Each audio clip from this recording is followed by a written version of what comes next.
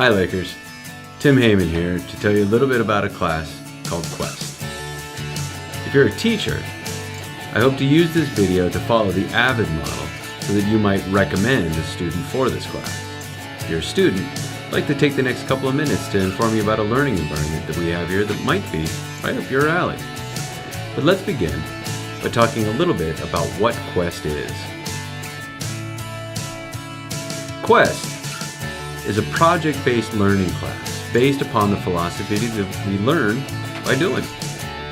That means that a student would propose the creation of a project that would capture our interest, that would be a necessary project, such as maybe building trails on a Page Pond site, or adding QR codes to those trails so that people could learn about where they are. Other projects could also include the creation of, say, a canoe or a kayak, or adding something to the program of studies in the way of a curriculum designed by students for students. In Quest, we'll do a lot of research, but Quest is really all about trial and error and revision. Competency is demonstrated through documenting and reflecting on trial and error. Now me, I'm partial to English competencies. I find that everything that I do centers around reading, writing, speaking, and listening. However, that's not to say that in Quest we couldn't include the arts, history, math, science, the languages. In order to do that, we would probably need to pull in some expert advice on how to match the competencies.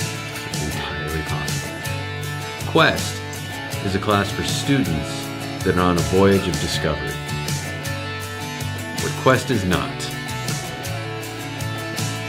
Quest is not a teacher-centered or evenly placed credit recovery program. It's not an independent study or based on graded assignments that are compiled, averaged, and entered into ALMA. And it's not for people that are afraid of failure. Here's how the class works. Teachers will recommend students that they think would be good candidates for Quest. Students would then be invited to apply and receive an interview, much like a job. Then, in the first 2 weeks, a student would show up on day one with a rough idea of something that they wish to create. Maybe invite an expert advisor. They would then gather the materials, examples, models, plans, and develop an annotated bibliography, which then becomes the reading list for the semester. And then students would take this vision and present it to the Quest site team for approval. Once approved or feedback is given, then students would attempt to actually make these things come to life. Students would give weekly updates on their progress. Students would assign themselves homework for things that they need to complete outside of the classrooms, and students would design their own assessments. They're really going to test whether or not these things are working. Students document success and failure.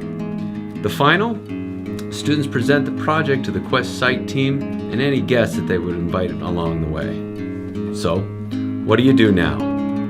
Teachers, take a look around at your experiential learners and make a recommendation. Students, ask a trusted teacher if they think that Quest is right for you. Then fill out an application, think of something that you want to learn and create, and come to your interview prepared to talk about yourself as a learner, prepared to give examples of how and what you have learned, and prepared to ask questions about the class, the interviewer, and outcomes. In a nutshell, that's Quest as an experiential curriculum. Thanks for watching my video, and I look forward to your application.